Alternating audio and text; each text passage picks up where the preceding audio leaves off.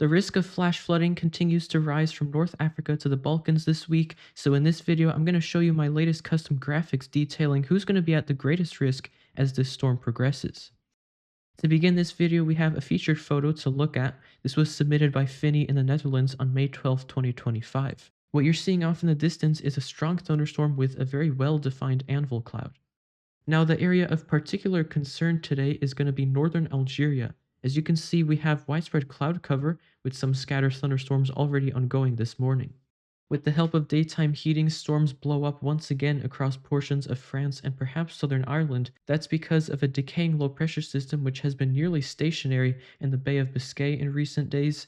But look at Spain and especially Algeria. It's going to be very active across this general area as that decaying upper level disturbance drifts over Iberia and then morphs with that developing system in North Africa.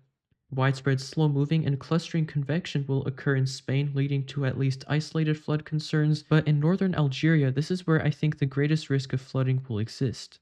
Something else to watch for today is going to be the risk of severe storms around Cyprus and into nearby portions of Turkey and Syria. Conditions improve on Thursday, but it only gets worse in North Africa and especially for southern Italy and Malta.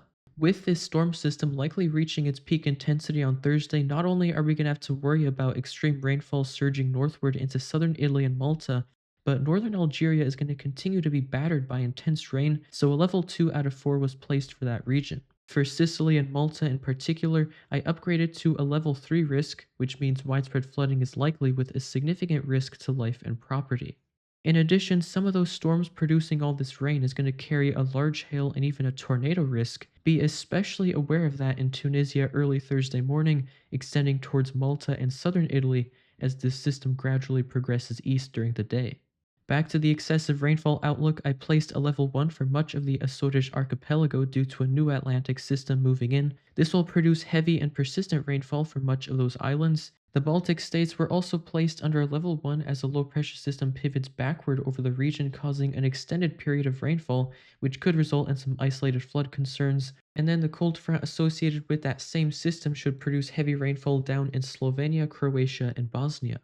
Now, on Friday, things really improved dramatically in Africa, but don't let your guard down, particularly in northeastern Algeria and northern Tunisia, since further bouts of rain are still expected to come off the Mediterranean during the morning hours. But as conditions do improve here, they only get worse in the Balkans. Portions of Albania, North Macedonia, and northern Greece are likely going to be the most heavily affected by this prolonged episode of heavy rainfall for Friday.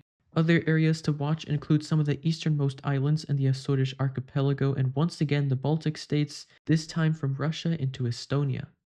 Last but not least, here's your outlook for Saturday. We should see this rainfall event come to a close between Bulgaria and northwestern Turkey. A level 1 was issued for at least a low risk of flooding mainly on Saturday morning.